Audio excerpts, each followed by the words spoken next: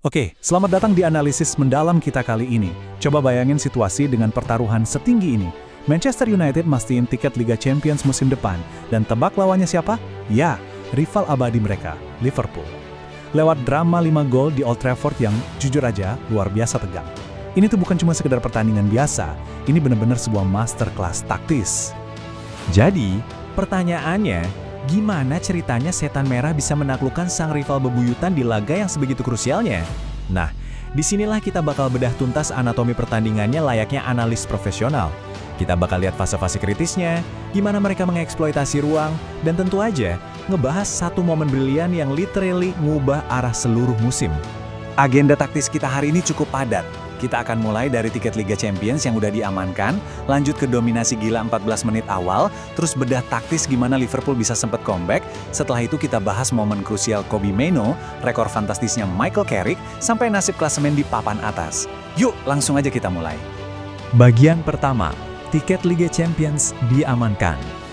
Lanjut ke bagian kedua, analisis dominasi 14 menit awal. Nah, perhatiin deh betapa cepatnya eksekusi dan intensitas high press dari lini depan United di awal laga. Baru aja peluit bunyi, mereka udah langsung nyekik ruang geraknya skema Arne Slot. Serangan awal dari Matheus Cunha sempat ngebentur McAllister dan boom, masuk ke gawang. Terus, sebelum menit ke-14, tekanan vertikal itu berbuah hasil lagi. Umpan silang tajam dari Bruno Fernandes bikin panik pertahanan lawan, sampai maksa kiper Freddie Woodman bikin blunder yang berujung gol bunuh diri. Gila nggak sih? Cuma butuh 14 menit buat transisi kilat United, ngebawa mereka unggul 2-0. Buat ngasih gambaran seberapa langka kejadian ini, keunggulan 2-0 di menit ke-14 ini adalah yang paling cepat buat United saat ngelawan Liverpool di era Premier League. Mereka mecahin rekor lama dari tahun 99 loh. Buat Liverpool sendiri, ini kebobolan 2 gol tercepat mereka sejak melawan Wolves di awal 2023. Kalau kita lihat dari sisi taktis, sistem pertahanan area atau zonal marking punya Liverpool itu benar-benar gagal total buat ngebaca pergerakan lini kedua United. Hasilnya, formasi mereka langsung hancur berantakan sejak awal. Masuk ke bagian ketiga, bedah taktis kebangkitan Liverpool. Tapi, gimana ceritanya skuad Michael Carrick tiba-tiba kehilangan kendali cuma 11 menit setelah babak kedua mulai? Jawabannya simpel, kehilangan bola di area yang sangat berbahaya. Semuanya berawal dari sini. Pertama, Dominic Szoboszlai berhasil motong umpan ceroboh dari Amad Diallo. Terus Szoboszlai langsung manfaatin ruang kosong dari bawah dan ngelewatin kiper Senne Lammens buat nyetak gol. Nah, bencananya belum selesai. Langkah selanjutnya, giliran Lammens yang bikin kesalahan fatal waktu lagi build-up serangan dan umpannya dipotong sama McAllister. Gak pakai lama, bola dialirkan ke Szoboszlai, terus disodorin ke Cody Gakpo buat finishing satu sentuhan. Skor jadi 2-2. Bayangin, organisasi pertahanan runtuh seketika cuma gara-gara 2 blunder operan. Lanjut ke bagian keempat, momen krusial Kobbie Mainoo. Jujur, pertandingan ini benar-benar ada di ujung tanduk sampai menit ke-77. Waktu itu, kiper Senne Lammens nebus kesalahannya dengan nahan bola biar Luke Shaw nggak bikin gol bunuh diri. Penyelamatan itu seakan ngasih United nyawa kedua. Dan coba perhatiin kontras luar biasa dari momen selanjutnya. Di satu sisi, Kobbie Mainoo ini kan baru aja tanda tangan kontrak 5 tahun di Old Trafford awal minggu lalu ya.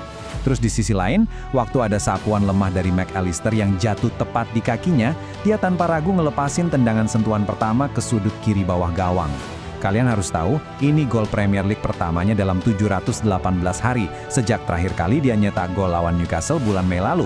Dari pemain yang jarang nyetak gol, jadi penentu di momen krusial. Dampak dari gol Mainoo ini gede banget. Bukan cuma mastiin tiket ke kompetisi Eropa musim depan, tapi gol ini juga nyegel kemenangan ganda alias double buat United atas Liverpool sejak terakhir kali di musim 2015-2016. Ini jelas jadi sebuah pernyataan dominasi taktis dan mental yang luar biasa atas sang rival. Sekarang, bagian kelima, rekor impresif Michael Carrick. Mari kita lihat datanya, karena angka-angka ini ngebuktiin seberapa jeniusnya taktik Carrick. Kalau kita masukin masa jabatannya waktu jadi manajer interim, Carrick sekarang udah menangin 8 dari 9 laga kandang pertamanya di Liga Premier. Dia itu manajer ke-6 sepanjang sejarah dan orang Inggris pertama yang bisa ngeraih catatan ini. Terakhir kali ada manajer yang punya dominasi kandang sekuat ini di awal jabatannya tuh cuma Antonio Conte waktu dia bawa Chelsea juara di musim 2016-2017. Ini ngebuktiin banget level elit dari struktur permainan yang dibangun sama Carrick. 399. Angka ini benar-benar gila. Itu adalah rekor fantastis Manchester United. 399 pertandingan liga di kandang tanpa kekalahan kalau mereka unggul duluan di babak pertama. Waktu skor sempat imbang 2-2, rekor suci ini hampir aja ambiar. Tapi untungnya, adaptasi taktis United, terutama ketenangan mereka waktu ngatur transisi dari nyerang balik ke bertahan di 15 menit terakhir, berhasil nyelamatin rekor legendaris ini supaya tetap utuh. Terakhir, bagian ke-6, nasib klasemen papan atas. Buat Liverpool, angka keramat mereka sekarang adalah 4. Biarpun habis kalah dramatis, secara matematis mereka cuma butuh maksimal 4 poin lagi buat ngunci posisi 5 besar dan nyusul United ngerasain atmosfer elit Eropa musim depan. Tapi ingat, secara taktis mereka udah nggak boleh lagi dong bikin blunder organisasi atau main setengah sadar di menit-menit awal kayak pertandingan hari ini. Jadi, ada satu pertanyaan gede yang tersisa sekarang. Sanggup nggak ya Liverpool ngeberesin taktik mereka dan ngamanin poin-poin krusial itu? Masalahnya, lawan-lawan mereka di sisa musim ini nggak bisa dianggap enteng. Ada Chelsea, Aston Villa, dan Brentford. Dinamika Premier League di penghujung musim tuh selalu kejam, dan kekalahan ini pastinya maksa Arne Slot buat mikir keras ngerombak strateginya. Nah, gimana menurut kalian?